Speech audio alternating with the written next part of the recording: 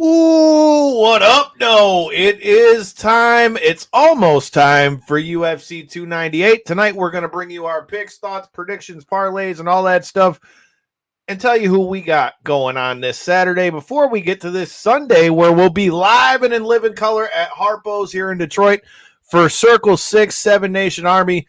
I feel like it's going to be a war as past guest of the show, Bobby Beverly takes on Drake Younger, and then fellow past guest of the show, Hoodfoot, is going to war with Oren Veit. But with that said, we are talking about UFC 298. But before we get to UFC 298, I got to tell you about our fine sponsors at Potter's Tree Service. If you are in the need for, where are we at? Where's my thing?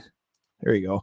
If you're in the need for tree removal, tree trimming, chipping service, storm damage cleanup, walnut logging, or lot clearing, Potter's Tree Service is the way to go. Make sure you check them out. Tell them Knockouts and 3 Count sent you, and I promise you, you ain't going to be mad at it. So look at that number right there. Give our guy Asa a call. Check them out and enjoy the show.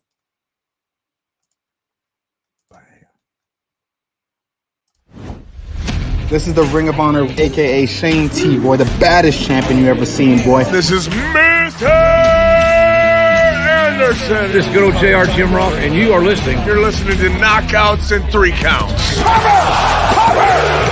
We got a new world champion! That might be one of the craziest knockouts I've ever seen in my life. Knockouts and 3 Counts is the podcast, baby! It's the real deal, baby! Knockouts and 3 Counts starts now.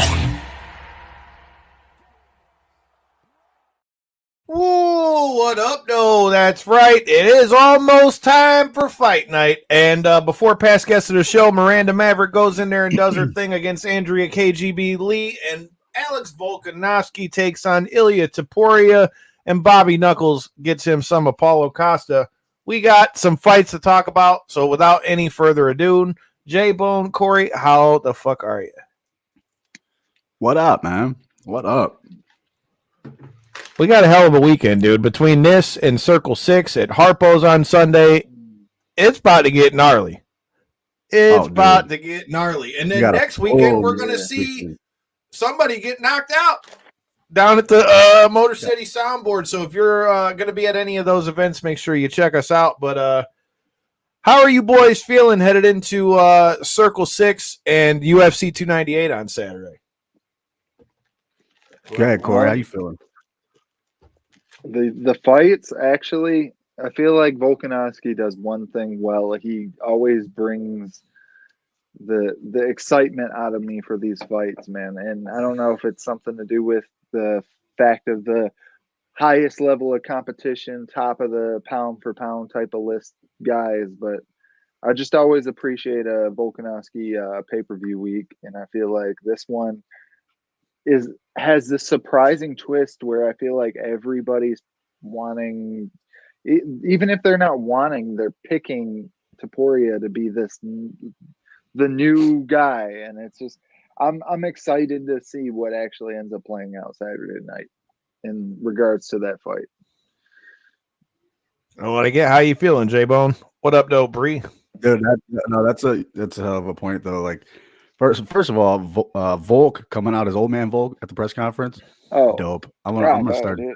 I want to start dressing like that on Saturday nights, man. I'm gonna start. You know what I'm saying? I'm old. Fuck it. You know what I mean? I'm old. He pulled the straight Uncle Chase, man. That's the first thing I thought of. You know what? I just had an idea. An old man bar crawl. We all just dress as old dudes. Okay, Johnny Knoxville. We could pull it off, couldn't we? That'd be great. I'm tired of this, Grandpa. I think we could pull it off fine. You know, let's not say we did. But with that said, man, I was looking down this card at these fights, man, and obviously I'm looking forward to see what the homie Miranda Maverick does against Andrea KGB Lee. I feel like it's a tough fight. According to the UFC odds, though, that they have on UFC.com, they've got Miranda as the favorite. I think she's going to get the dub in this one, but Andrea KGB Lee is not nothing to play with. What are your all thoughts on this fight?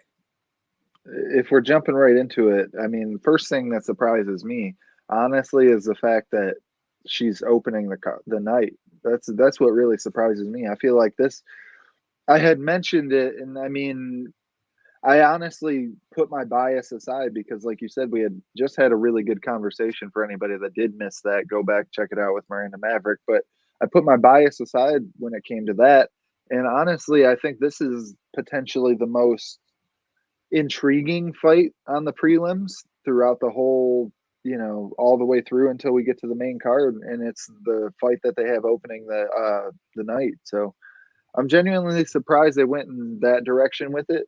That being said, I agree with you, and I guess Vegas as well, that I feel like Miranda Maverick will be able to get it done with her pressure and her top game. But I'm surprised it's that early in the night, really, is my biggest and best breakdown I can give. All right. Well, J-Bone, what you got? I mean, we ride that momentum wave all the time on the show, man. And Andrea Lee's lost 3 in a row now. Miranda Maverick, 3 out of her last 4 she's won. So let's ride the wave of momentum. I'm taking Miranda Maverick on that one.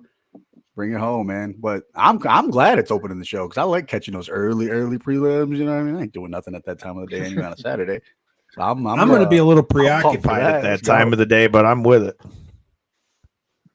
All right, so it's one thing I've noticed that they've been doing a lot more lately is they've been adding that kind of like, if you're a real fan, you're going to want to watch that first fight type of thing. They've been doing that a lot with these fights where it's like, hey, normally there's plenty of fights on this card where they could have definitely filled in this spot a lot better than these 2 women in my particular.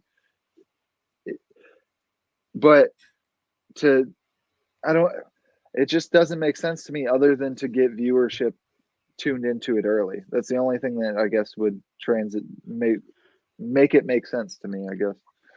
Well, I mean, back to Corey Cobb, back to what we used to talk about, what we were talking about with TKO and WWE, professional wrestling. We always know if you're not last, you want to go first. So maybe they're getting that little crossover from WWE. Hey, let's put a banger on right at the beginning.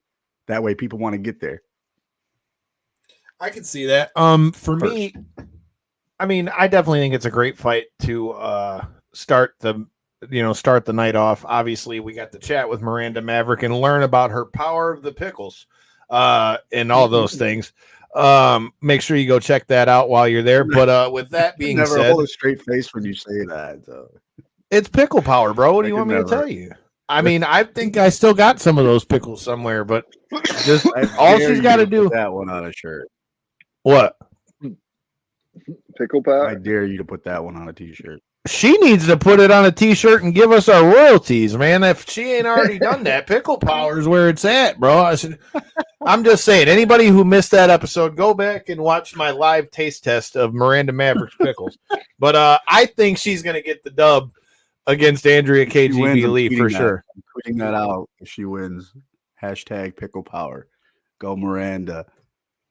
Damn right. I think she's going to get the win. Andrea is a tough matchup for her, but for sure, like Corey said, I think the momentum is going to be the difference on this one.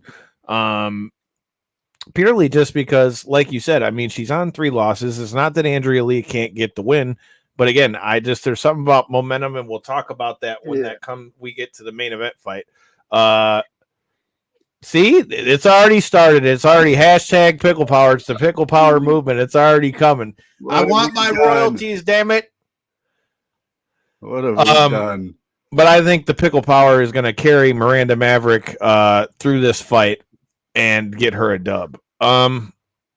That was the one I wanted to point out off the early prelims. On the main prelims, you've got Justin Tafa stepping back in there as an underdog, too. You might be able to make a little money off that one. Underdog, at least according to UFC's betting odds, and with him being a knockout guy, man, you take him for knockout and that plus money? Come on. Says plus 124 to a minus 148 for Marcos Rogerio de Lima. I don't know, man. Something in this fight tells me that Justin Tafa is going to get this dub, bro. Something tells me that he's going to get this dub. His last three wins been a TKO in round 1. Hello, there you go. What did I say about that momentum? I'm riding the wave, dog. Let me run with Justin Tafa real quick. We'll all do a shoey when he gets a dub. All right. Stop I it. Except disagree Jason, on because he's a said puss. Chewy. And Well, no, apparently I Corey's just a puss, disagree. too. Yeah, I don't drink out of shoes. It's a rule I developed real young. Honestly, I probably got yelled at for it as a kid or something. You know, it's just ingrained in deep inside me. So, baby, we're comes starting back off over here. I'm having hot him here, aren't fuck we? you up. We're starting off hot, aren't we? Pickle power and drinking out of shoes. But beyond that, let's reel them in, fellas. Yeah, to get them back. Now, Rogerio de Lima really. I wasn't out of left field, okay? No, I knew where you were coming with it. But that being said, Rogerio de Lima really surprised me with how rough he looked in that loss to Derek Lewis in his last fight. That was one of those fights where the UFC was trying to build another potential UFC heavyweight, top 15 kind of guy with a win off of Derek Lewis's back. And then big boy Derek Lewis did what he did, landed that flying knee and put De Lima to sleep. So it was a big opportunity lost. And I'm really curious to see if I'm because he's in there with another knockout guy, the loss to Derek Lewis being as big of a potential career hit as it may have been, of course, it was a knockout loss as well. How much does that weigh on his mind and stuff like that? I feel like this is going to be one of those fights. Like I said, also taking on another knockout kind of guy. We might see a grounded heavyweight battle, boys. That's what I think we're going to see in this one. I think De Lima's going to try to get him down. I think De Lima's going to try to get him down and chase submissions. And I think, honestly, he's going to end up finding one, to be honest with you. So what kind of wager are we putting on this then, Corey? Here's another little prop to think about. De Lima's last 3 losses besides Derek Lewis, the 3 losses before that, all to southpaws. Mm-hmm. Justin Tafa, southpaw. I'm telling you, Justin Tafa by knockout. If we're digging deep, you got to look there.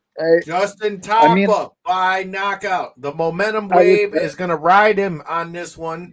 I'm not saying anything derogatory about De Lima at all, but like Corey Tafa wasn't Tafa, not to interrupt, but wasn't Tafa just on a losing streak before that? He's on a 3-fight win streak all by knockout. Yeah, he's on a 3-fight win streak, and he had the no contest. Okay.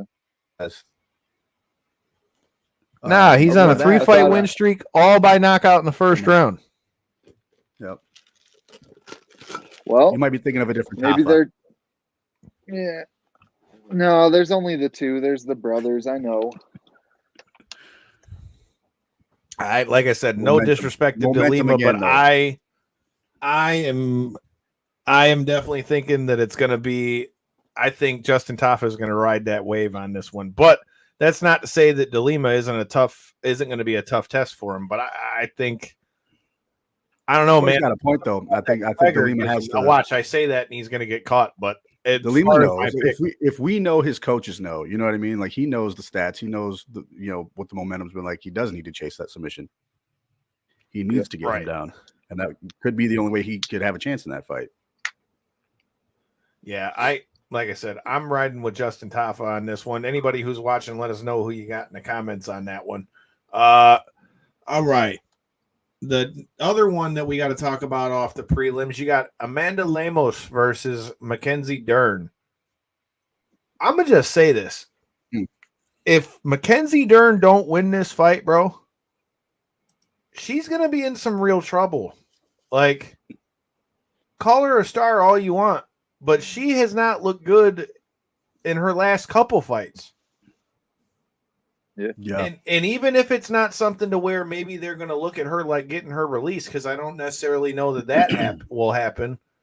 I think she's going to have to do some serious working, though, to keep herself, fighting those top 5, top 10 contenders if she loses. And if she loses in bad fashion, that's going to be even worse. Since I'm already talking about it, I'll go first on this one. Hey, man, I respect the jiu-jitsu of Mackenzie Dern 100%. I think she's a tough fighter for sure. But, bro, I think Amanda Lemos is going to fuck her up in this fight. What? Corey, next, go ahead. Yeah, what worries me, man, because I'm a Mackenzie Dern fan for many reasons. You know what I'm saying? Me too, my dude, but I'm just calling it how I see it. But wait a minute, it's not after 10 o'clock, damn it. Not quite yet. It ain't after dark yet. But that being said, no, honestly, to transition to her fight game, I'm a big fan of her fight game too. I really liked the aspects that she was able to bring there just a couple fights ago when I felt like she was really on the climb and was just one or maybe two fights away from a title opportunity. And kind of honestly, she doesn't find herself far off with this fight with Amanda Lemos. I feel like it's another kind of sink or swim opportunity where you win this one and another one, you're that girl in line still. But what worries me with her so much is we haven't seen that her skills like aren't paying the bills type of deal. It's not like that. It's not like what she's learned isn't working. It's like she forgot what she learned. It's like she was learning some really good stuff and was starting to be able to implement it in her fights and then just kind of lost it. It's like she wasn't able to bring that same type of pressure. She wasn't able to land the same type of takedowns. I know every opponent's different and stuff like that, but that being said, man, you can just see that she definitely seemed almost lost out there, to your point, in her last two, maybe even three. And I know some of those being wins, but that being said, I just want to see Mackenzie Dern go back out there and be the fighter that I thought she could be, and maybe even be a better version of that. She's not that old. She's in the athletic prime of her life, you know, like I know she split with her coach and stuff like that. So I don't know if that's what significantly hurt her game, was trying to find new coaching and stuff like that to get to that same level again with someone else. But I don't know, man. It's rough to be a Mackenzie Dern fan right now. And to your point, Kyle, I agree. I think Amanda Lemos, especially if Mackenzie Dern isn't able to find takedowns in this fight, Lemos is about to go out there and piece her up. If they stay on the feet, Amanda Lemos is going to be a problem. She's going to go up. Yeah. She's going to go out there and piece her up, and that's going to be a problem. But Lemos is susceptible. Yeah, Lemos is really susceptible to jiu-jitsu, though, because remember, Andrade was able to land that standing arm triangle against her. So, hey, submissions can be found in fights against her. But that being said, I still lean towards, I don't know if she'll be able to get her down. So, probably Amanda Lemos, unfortunately. But go on, J-Bone. Sorry. Well, let's not forget, Amanda Lemos was coming off that title fight with Weili Zhang, too. So she not only was she was in it's a title fight. This is a little different, but the thing that Mackenzie Dern only thing that she has going for right now is none of her losses have been consecutive. So if she takes an L here, that's the first two in a row. But like Kyle said, she could be in trouble, man, because she's not impressive in her wins. You know, it's back and forth. She's just squeaking by with decision wins. So she goes up there and gets dominated, which I think she will on Saturday. Like Kyle said, she could be in a lot of trouble in the UFC. She might be gone soon, so we'll see what happens. That being said, I'm taking Lemos. They'll get rid of. I don't know that they get rid of her if she loses this fight, but all I'm saying is, though, if she loses this fight, it's going to make it extremely hard for her to just stay up there in like automatic title contention. Mm-hmm. Because if, like Corey said, if she wins, yeah, sure, that'll keep her right where she needs to be to stay in that title picture. But if she loses this and then loses it in bad fashion, it's going to be a tough mountain to climb. Yeah. Definitely. But we'll have to see how the cookie crumbles on that one. But with that said, you've got Anthony Fluffy Hernandez versus Roman Kopylov. I always forget that that's his nickname. UFC doesn't even have the odds up here on this one, so that's interesting. I got it on DraftKings. What I had heard, yeah. Go ahead. Kind of lopsided. They got Anthony Hernandez as minus 256 as of right now. Kopylov plus 210. Wow. That's just the money line. What's crazy about this get that fight? One early.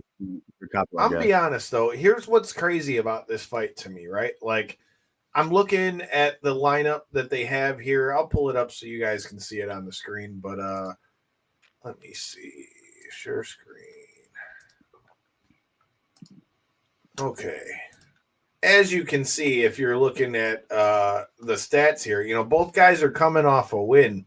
But the thing that kind of worries me, I guess, in this fight for Hernandez, you know, you got another one of the Russian guys in there with Kopylov. I feel like Kopilov's going to want to get this one to the ground. And I feel like if he does, it's going to be a problem for Anthony Hernandez. Trying to think. I mean, I want to go with the American guy, Anthony Hernandez. I know that's one of Corey's guys, but fuck it. I'm going to go with Kopylov. Yeah. Going to maul him I get like it. Russian barrel. Well, see, all right. Not to steal your thunder, but Kopylov is the opposite of the quintessential Russian guy because he's actually more of a striker with an unproven wrestling background. That being said, being from Russia, you assume this guy can. That just because they like to strike doesn't mean he don't know how to wrestle. My point exactly.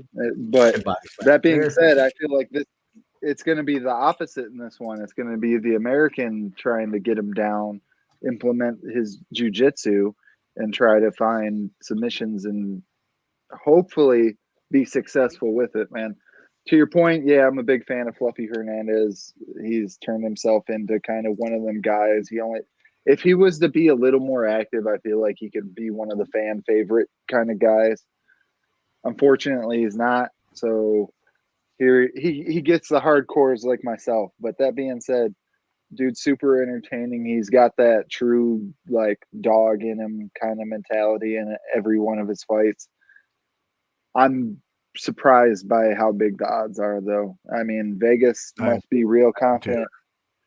Vegas must be real confident in my boy Hernandez, man. But I'm a little less so. I'm still going to go his direction. I feel as though that Kopylov just isn't tested to that level that Hernandez has been. And to be honest with you, it seems like every time Hernandez does take these kind of step up fights, he really goes out there and outshines. He outkicks the coverage, or however you want to word it. He does better than expected in these kind of fights like this. And he was already scheduled with I believe it was Irkir, another one of the tough Russian guys. I think it was, I can't think of who the guy was right now, but he was already scheduled for one of these two top prospects who's gonna face the next top 15 kind of guy. And so here we go. I think this is one of those put up or shut up moments, and let's see if Hernandez can get out there and get it done. All right, J-Bone, who you got? Dude, I'm looking at the odds over here, and this is so like, I feel like it's out of the, like, it's not right. It can't be right. So if you're playing the odds, you better get it now, because I feel like come fight time, this is going to change a lot. But both guys riding 4 or 5 win streaks. Yeah, dude, I don't know if they like you said, if Vegas knows something that we don't, I don't know, but I'm taking Kopylov on this one, dude. He 4-fight win streak, all by TKO. The last time Anthony Hernandez did take a loss, it was by TKO versus Kevin Holland. So we got that. So I'm riding the momentum thing. Like we said again, I'm going to take it, man. Especially with this kind of odds. I mean, you got to take the finish too, right? Yeah. That's going to bump it up. To jump in real quick, isn't Kopylov the guy that unfortunately got the finish on our boy Josh Frem in the last one? Yes. Yeah, that's what I thought. The bad dude, like bro. He looked like a world beater in that fight, and I know Josh Frem's no one to play with. So if you take the prop for Kopylov right now, it's plus 350, which is pretty damn big. Yeah, that's wild to me. Like I said, I don't know why, especially coming off that kind of performance. But I don't know why that's where it is. But get it now before it changes, because I guarantee it's going to change come Saturday. Get it while it's hot. Better get it right now, man. Next one we got up, man, is an interesting one, because I feel like it's another one of those crossroads fights. But I feel like this fight could definitely show out and be one of the show stealers on the fight. You got Merab Dvalishvili versus Henry Triple C Cejudo. Now, with all the talk about Alexander Volkanovski and ILIA Topuria and Whittaker and Costa, I feel like this fight is kind of like sliding under the radar to a degree. Anyone that really knows what time it is knows that Merab Dvalishvili has pretty much been that guy who's should be next up at 35 for a long time. I think just because of his teammate and homie, Aljamain Sterling, having the belt, he kind of bided his time. Well, if he wins this fight here and beats Cejudo, I don't think that even with all the stroke that Sugar Sean O'Malley says he has, I don't think that he's going to be able to avoid having to fight Merab if Merab wins this in spectacular fashion. That said, I also would argue that I think this is going to be Merab's toughest test too. Henry Cejudo being a former champion and really on the back, and I don't want to say the back nine like he can't win this fight, but he's obviously towards the latter end of his career. So I also would say that he's probably going to be coming in there ready to bang too. So I don't think Henry Cejudo would be holding anything back. Not that you ever should in a fight, but that said, again, I say this all the time. I'm a momentum guy. I like Merab in this fight. My only question with this fight though is the layoff because of wanting to wait out the title going to be a problem for Merab Dvalishvili? But only time will tell. And it's interesting because he's doing a lot of cross training now, as he's not over at Serra Longo all the time like he was. And then I know he's training a lot out in Vegas, so it's going to be interesting to see where that's at. What's interesting about that is even with Aljamain Sterling being at Extreme Couture, he's over at Syndicate, if I'm not mistaken. So I believe so. Yeah, that's an interesting camp choice, being the fact that his boy's Aljamain Sterling. But with that said, I'm rolling with Merab Dvalishvili on this one. I would say probably by a decision. But whichever one of you gents wants to go next. Go ahead, Corey. Well, my thoughts on this fight are, I mean, we had kind of started to jump to it just a hair before we went live. And it's really this is kind of such an interesting fight in the sense of, yes, Merab is kind of that guy he's the Bilal of this division where, he probably should have had his title opportunity. You can say the Aljamain Sterling thing kept him from it, which understandably so. You don't want to fight your friend, but here we are, the first title opportunity, and it's about sales, and that's why they're bringing in Cheeto against Sugar. It's a fun fan type of fight, but to have Merab not just be, I guess, in the wing and waiting, and instead now have to take on another number one contender fight with Henry Cejudo, coming off the loss against Aljamain Sterling and Cejudo, it's such an interesting fight though, just stylistically how they match up. I mean, Cejudo should be able to stuff most of Merab's best weapon with the takedowns. Merab should be able to stifle most of Cejudo's best weapons with his timing and his striking with all the constant pressure. So who's going to be able to kind of rely best on their B side in this fight is what's going to be the winner in my eyes, if that makes sense. I feel like Henry Cejudo is the more well-rounded fighter, so part of me wants to keep leaning towards that direction, but Merab's just that guy where he is almost impossible to beat. His pressure is so he never lets up ever. It's just constant. He's going. And if Henry does start to slip up, it very well could just be a snowball that turns into an avalanche downhill. But I feel like Henry Cejudo is going to find a way, man. I feel like the story of Henry Cejudo is not over, and I feel like we're going to see him go get a win in this one and then maybe take on somebody like Corey Sandhagen or something like that for another crack at that belt. I mean, I feel like I love this when you fight's go gonna be a before me, tough you fight, break it but- down analytic-wise. Break it down for me. You almost sway my opinion every time, though, man. But like you said, though, the pressure game from Rob is huge, and the longer this fight goes, I think it favors him, even more. So, but it's 3 though. It's 3 rounds. Yeah, he ain't getting Rob out of there in the first 2. So that third round's gonna be crucial. And I feel like 3 rounds of pressure from him on anybody. Dude's on a 9-fight win streak, bro. That says it all. You know what I mean? So I'm taking Merab by decision. Yeah. All right, so I got Merab. He's got Merab. Are you taking Merab or Cejudo?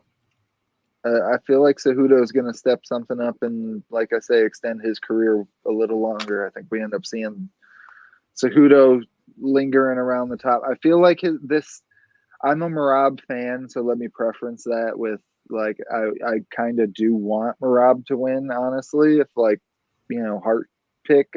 But I feel like Cejudo is really such a kryptonite in the matchup. If he's going to be able to stifle all those takedowns.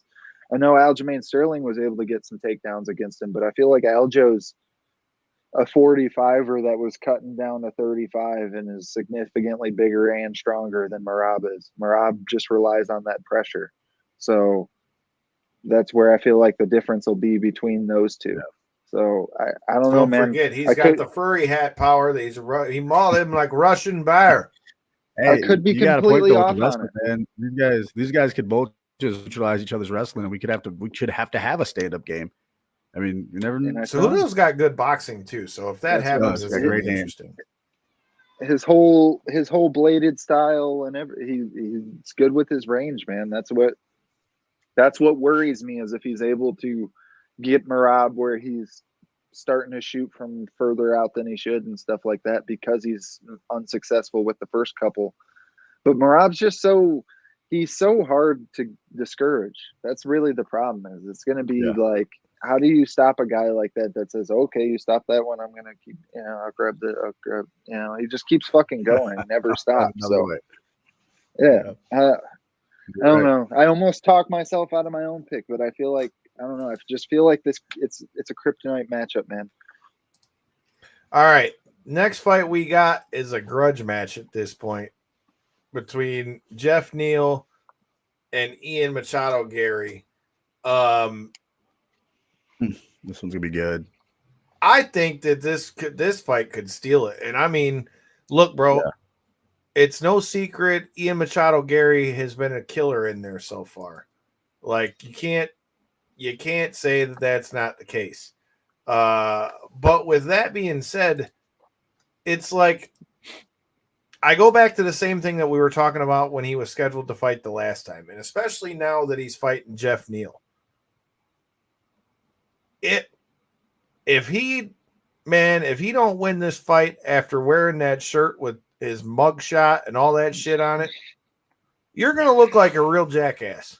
I don't know how else to put it. Like, don't get me wrong. I get it. It sells a fight. I get it that you're talking trash, but another thing that really stuck out to me in the lead up to that last fight that Gary was supposed to have is the fact that,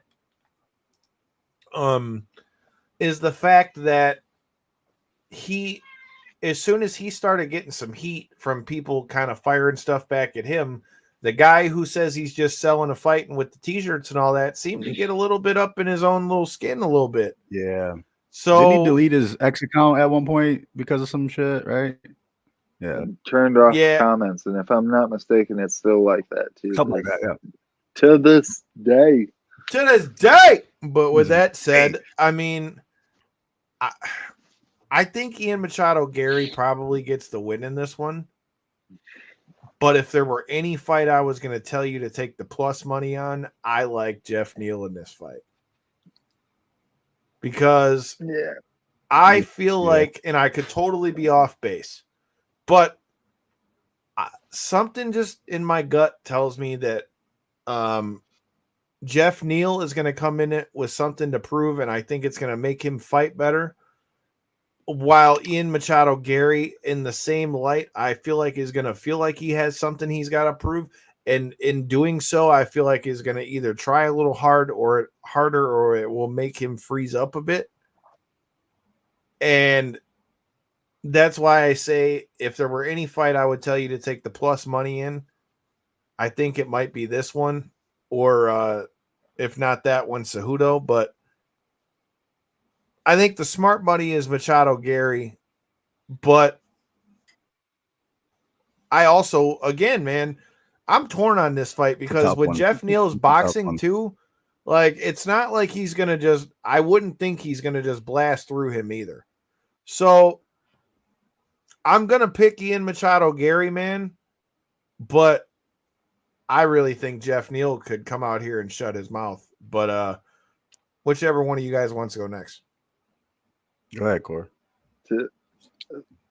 To have Ian Machado Gary, I really just want to say Ian Gary. I don't even want to throw the Machado in there because it just kind of with everything that's going on in the Ian Machado Gary world, it just kind of adds to the punchline. I feel like every time you say his name. So, but that being said, I feel like this is a really big fight for him in the sense of he was supposed to take on Vicente Luque, who's already one of those guys in the division who's like, hey, you cannot sleep on him. Hey, he will knock you out if you don't play. Like, if you're not on your P's and Q's and go out there and put on a A-class performance, you're probably going to lose to that type of guy. Not saying Ian Machado, but just anybody in general. That them guys are killers. Well, Jeff Neal actually is coming off a knockout win over Vicente Luque, if I'm not mistaken. So that being said, he kind of went from, I know this fight was originally booked, but if anything, he kind of got a step up in opponent, or at least at this given time with the way that fight played out. So I don't know, man. It's a real tough matchup to your point, Kyle. I don't know which way to actually give my technical breakdown of oh, this is who I genuinely think is going to win, because I'm I don't know, man. Both of these guys pose their own serious dangers. I think somebody's getting knocked out. Yeah, I feel like this would be a good fight to bet the fight does not go the distance on. That might be a good one to add to a parlay or something like that. But that being said, man, I don't know, man. Ian Gary to go. I don't know if you guys were watching any of the embeddeds or anything this week, but he's down training in Judo Box in Brazil. He's got his kids speaking Portuguese and shit now. It's I don't know, man. He's so all over the place, and it's worked so well for him to this point in his career, being through all these different gyms and dealing with all these top-level coaches and just bouncing all over the world to be this top-level athlete. Does that catch up to a guy? I feel like it has to eventually, right? Never building that true full relationship with a camp, and never having that guy that is able to focus in and hone on your skills. Or maybe he's getting the best of all worlds, where he's able to get all these different looks from top level coaches and really learn to improve himself throughout that experience, instead of trying to focus on improving the gym. I don't know, man. That being said, to your point, Kyle, Jeff Neal, killer hands. He's one of those guys in this division that is just, I feel like it's a very winnable fight for him. The height disadvantage really kind of surprised me. I thought Jeff Neal was a little taller than that once I seen them standing next to each other at the weigh-ins or ceremonial face-ins or whatever that was earlier. It wasn't weigh-ins, but it was the press conference. And I don't know, man. That length might be an advantage when you're talking two boxers or two strikers going out there looking for a finish. So something tells me the opposite of what you're saying, that I feel like Ian Machado Gary is going to find a way to get this one done. But it's such a dangerous fight. And like I say, to go from Vicente Luque, the opposite. I thought you said you had the feeling. No, I said I picked Gary, but I said if there were ever a fight that you were going to pick for somebody to get knocked out, I think somebody's getting knocked out in this fight. Yeah, it definitely wouldn't surprise me, but yeah, I think that size is going to be the advantage that is enough to wane my opinion. At least I feel like he's going to be able to use his range and get the win. J-Bone, who you got? Well, boys, anybody who's tuned in, who you guys got for this fight? I like to play the risky side of the of the parlays, but no, but this one, honestly, you would think a finish in this one would be the money way to go, but according to DraftKings, it's not. This one is only plus 110 to go under 2.5 rounds. So they're saying this one's going to go late into the third. So over 2.5 rounds, minus 140. Ian Gary's minus 230. So it's not too far off.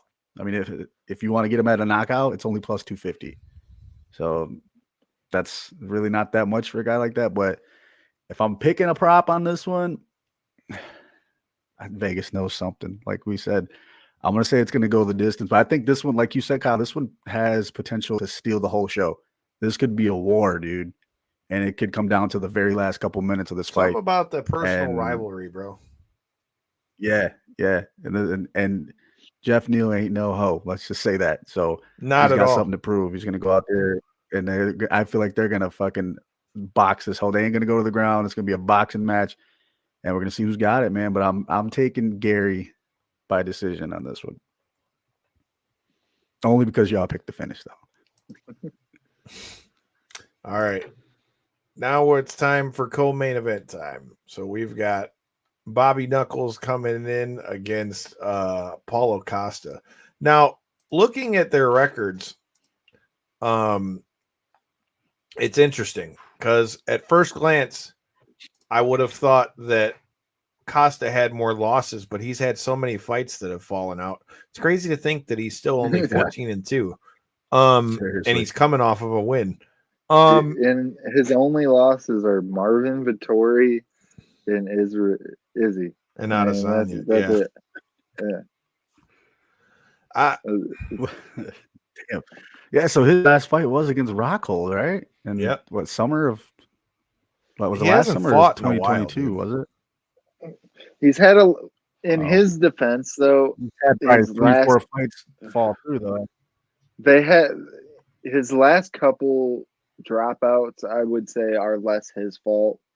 They made an announcement and then not immediately, but like a month and a half backpedaled it because they wanted to then try to run the match versus Hazmat. And then once he got hurt, it through the staph injury or whatever it was, staph infection or some type of thing going on in his elbow. I mean, you can't really fault a guy for that. If something comes up, no, you can't fault him. But my point with that is that whether it's his fault or it's not, cage rust, and like we talk about on the wrestling side of the thing, ring rust is a whole nother fucking thing.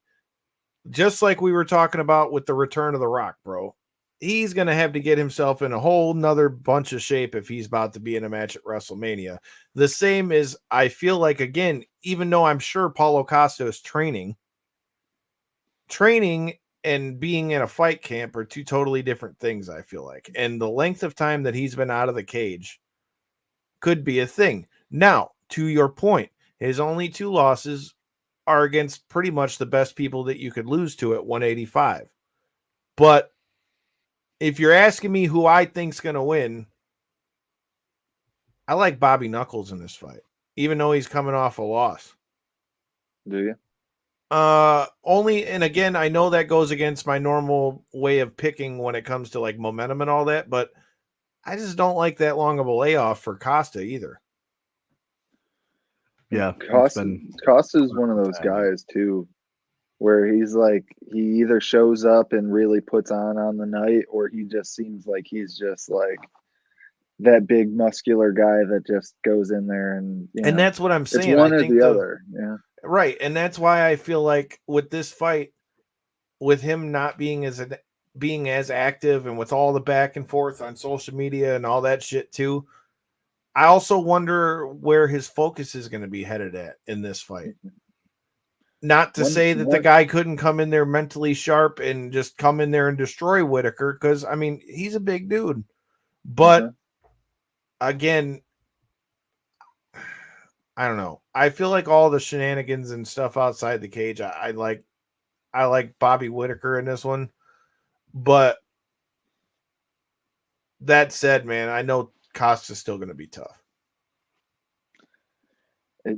What version of Costa shows up on the night is what I was going to follow up with my last statement with, because if he's able to take notes on what DDP was able to do to Robert Whittaker, I mean, I don't know if that was just Robert Whittaker not showing up on the night. He had talked about he didn't match the energy of a big, strong guy willing to bring it all in that last fight. And then here he is matched up against a big, strong guy who, if it's the right night, may be willing to bring it all. So does Bobby Knuckles show up, and do we see that version of him, or do we see the more tame Robert Whittaker that we've seen in the last couple of years, where he kind of plays at range and just kind of stays back and lands his 1-2s and couple body shots and wins rounds and will still win fights in that way, but he just doesn't seem to have that killer edge as much as he used to in his earlier fights in his career. And I was super successful though with that. I mean, look what he did in that second Israel fight. I mean, people like myself thought that he very well was, if he didn't win that fight, he was just one round that was close away. What up, though, Mickey? Mickey's saying he's got Costa. To bring that back, I'm glad that comment actually came up because it rounded my thought out. Is Costa, if he's smart, man, if he sees what DDP was able to do to Whittaker in his last fight, man, he poses a real threat to somebody like Robert Whittaker. If it's not Bobby Knuckles, if it's not that guy that's going out there looking to really do his game and land it with authority, I feel like if he's just playing that pitter patter, I'm going to just step back just enough and then I'm going to fade away, but I'm not going to actually fully get out of range. If he does that type of shit against somebody like Paulo Costa, man, all he has to do is take one non-traditional MMA or boxing step in and just land one of these power overhands, power hooks. I mean, it's all it takes with somebody as big as him. I hope, since I'm more of a fan of Robert Whittaker, that he's able to not just say that, but actually mean it and then implement it in his fights. The whole fact of you have to match that energy, especially when you're taking on a bigger, potentially stronger guy. But skill for skill, yeah, Robert Whittaker. Game for game, yeah, Robert Whittaker. If it goes to the ground, if it stays on the feet, always around, I say Robert Whittaker should win. That power, that tenacity, if Costa is able to actually bring that on the night, it could really change that. But I root and pick Bobby Knuckles, and I'm going to say it that way because that's who I want to see on the night, but that wouldn't surprise me. All right, J-Bone, what you got? Man, look, here's a fun fact. You remember what I said about Tom Aspinall a while ago? I said, for some reason, I just don't like Tom Aspinall. I never said he gave me a reason. Tom has no reason to give me a reason not to like him, right? Costa, Ricky Martin does, okay? I don't freaking like this guy. I never have. I don't know, man. Just something about the guy. I never liked him. I've always liked Bobby Knuckles. So that being said, Corey, you made a good point with the pressure.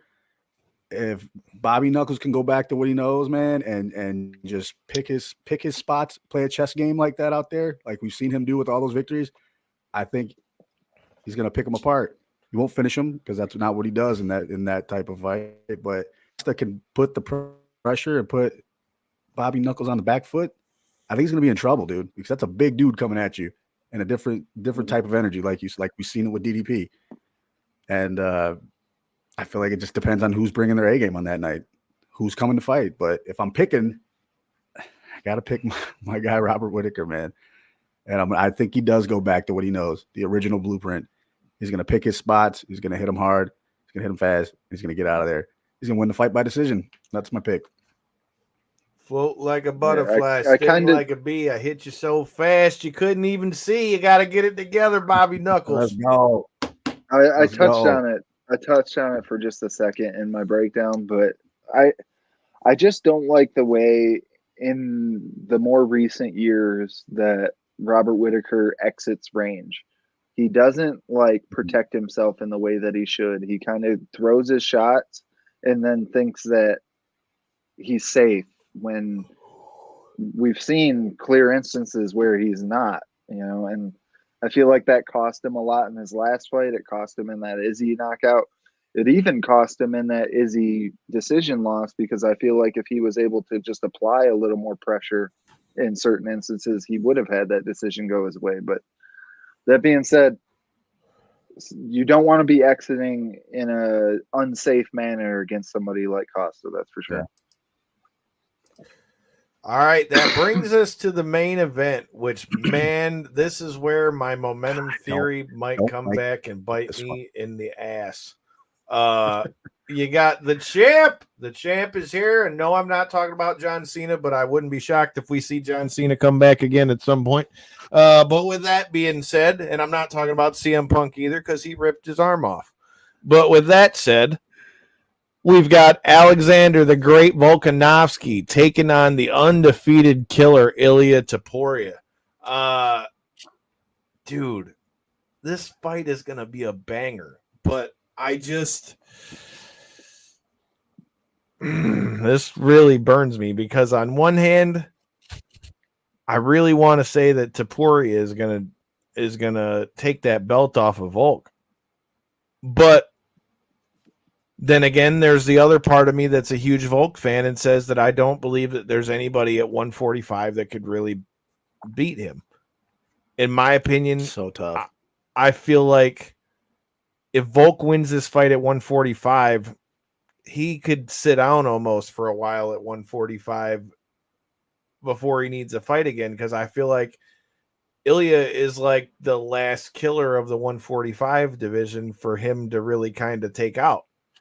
Damn.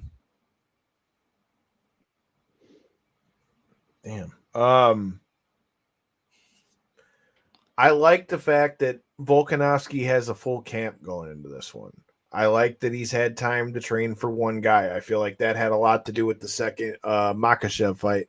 Why that looks so different than the first fight, because he took it on such short notice, and I don't think he was fully, I'm not going to make excuses. I mean, Makhachev went in there and did what he's supposed to, but I feel like there was a noted difference in what we saw in fight 1 versus fight 2.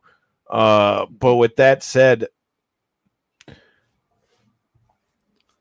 that's what this fight really boils down to me on this one. If Volk can get through this fight, I feel like this pretty much cements him through at 145. And Topuria is like that, like, again, to use our pro wrestling side of things, he's like that young Wardlow looking cat that they need to strap a rocket to him, and he destroys everybody. And if Topuria comes in here and fights like Topuria does, it's going to be a rough night for Alexander Volkanovski. But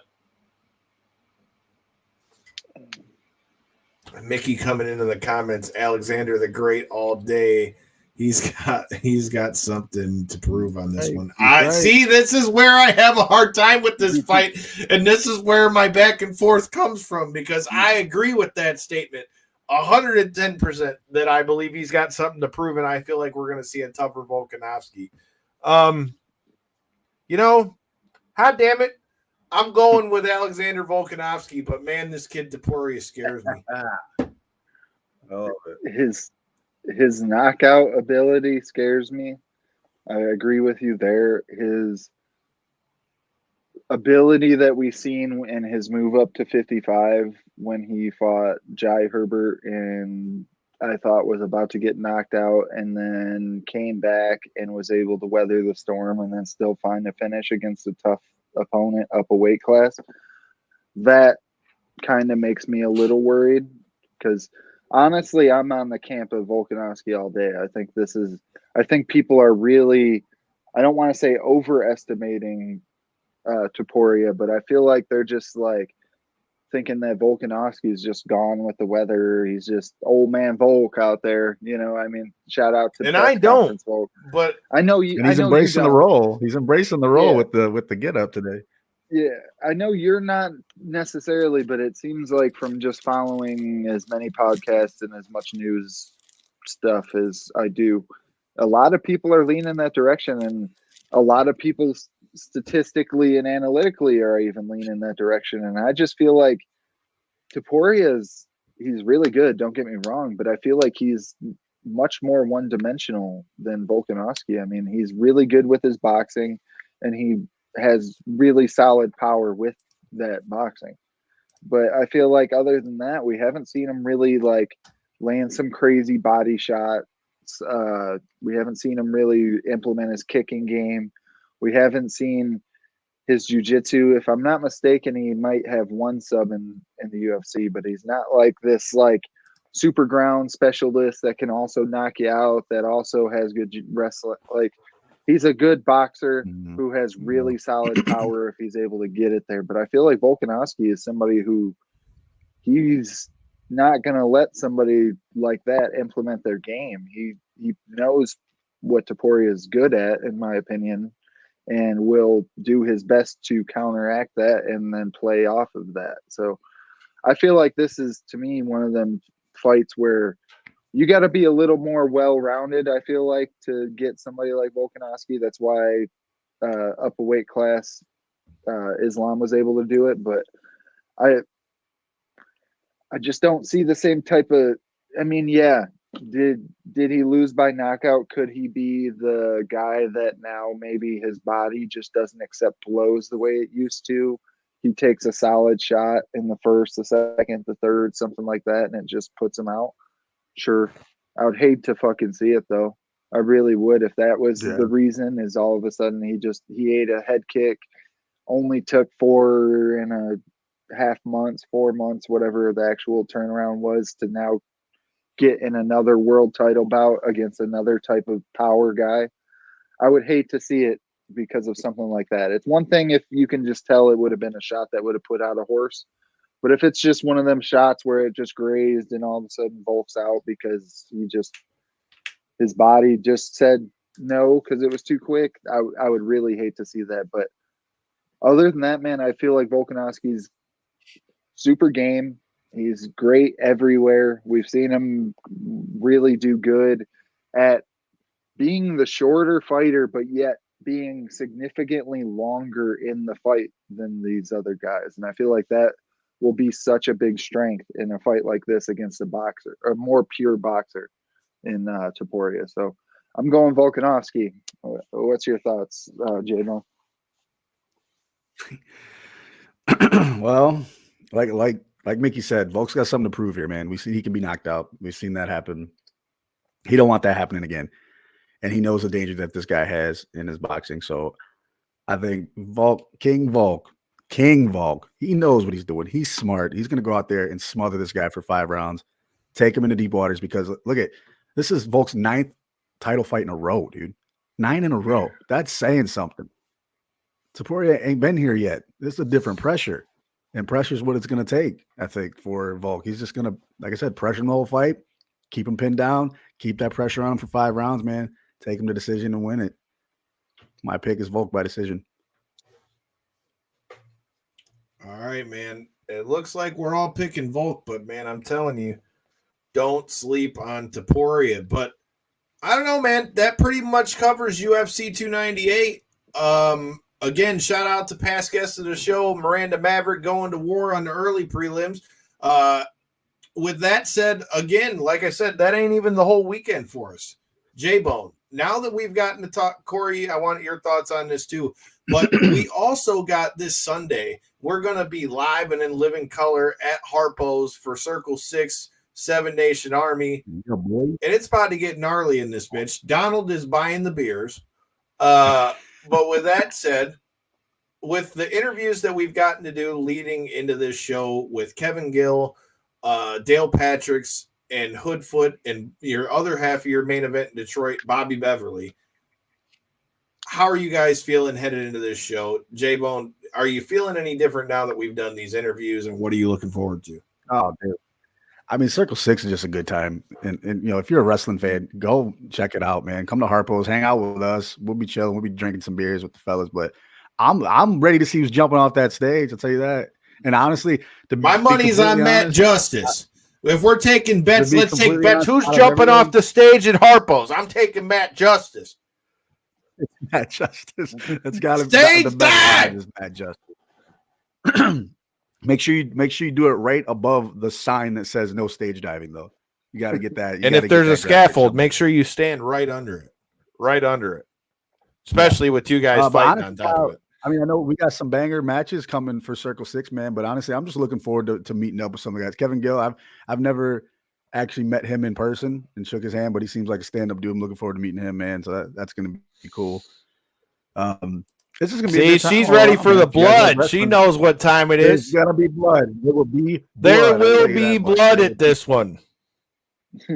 Bring some freaking some eyewear too. Just so you know, if you're gonna be in the front row, you might want some safety glasses. Got some. Actually. Otherwise, you might fuck around and find out. Corey, after the interviews that we've gotten to do in the last couple weeks to get you ready for Circle 6, how are you feeling headed into Seven Nation Army, and what are your thoughts after talking to said guests? Shout out Hoodfoot. That one, as always, will get me excited whenever I hear his name on a card. I know there's going to be at least one good match whenever I hear that his name involved. That being said, no, honestly, we had a ton of good guests leading into it, man, and every single one of them did a really good job of not only promoting themselves, but promoting the reason why they want to be affiliated with an event like Circle 6, or an organization, should I say, like Circle 6. And from all the experience that I've had with the wrestling organizations and stuff that you guys have brought me out to, I definitely say Circle 6, they add a really good spin on the indie wrestling, deathmatch wrestling world and stuff like that. They bring their own little flair. I liked what they did at the what was the Hanky Pank? What was the one place in Detroit where their venue was the first time we went and seen them? When we yeah. What was it called, dude? It looked like an old school freaking little. Was it called the Jolly Rancher? Was that what it was called? No, it wasn't. No, it was. I'm gonna look this up, but I know what you're talking about. We sponsored that show. That was where they had the hybrid ladder match. Got some free shirts. You know, we talked about some good stuff on there. Shout out to past guests of the show, Atticus Kogard too. But to see him, you know, on their kind of, we gotta know before we get out of here. We gotta know. It's like the handy jobby or something like that. I kept making fun of it. Dude. The handy something. God, what the heck was it called? But either way, Handy? Was it that might have been it. It was a cool little venue. Either way, though, I'm excited for what. Be careful what you put in your search history, Kyle. Just the Jam Handy. Jam Handy. There you go. It got handy. Jam Handy. The Jam Handy. Clear your search history before you or else you'll end up with a jammy hand, bro. For sure. No, but what they bring, they bring their own experience every time they've came to the area. I'm excited to see what they do here at this kind of return or revamp of Circle 6. It's been a couple years now since they've been here, I think. Yeah. So, and he had talked about how they kind of took a little bit of time off to lead back into this like revamp phase, I guess. So here we are, and I'm excited to see what they bring to the city again. So it's gonna be a bummer our guy D-Mac ain't coming. Hell yeah, Sundays are for the boys, but it's gonna be a bummer our guy D-Mac and Tommy Vendetta ain't gonna be there. But shout out to them. They're headed to the UK to go fuck some shit up for ICW No Holds Barred. We'll have to talk to him in the process. Represent Two of out the there, pillars of Michigan wrestling, like he said, put on, represent, show them what time it is out there in the UK. I saw Kobayashi, which we heard Bobby Beverly talk about being one of his favorite matches, is going to be there on that card in the UK as well. And then Dale Patricks and Bobby Beverly are going to go at it Friday before they get here to Detroit. So, bro, it's going to be a weekend. I might have to play referee between Mad-Eye Maddox and Jay the Tank. Hell yeah, I'm going to wear a lot of different hats this weekend. Make sure you hit that subscribe button and hit that hat so you don't miss any of the great shows. Next week, we're going to be talking some LFA MMA as our guy Devin Smith is going to be in the main event. Next weekend, LFA on UFC Fight Pass.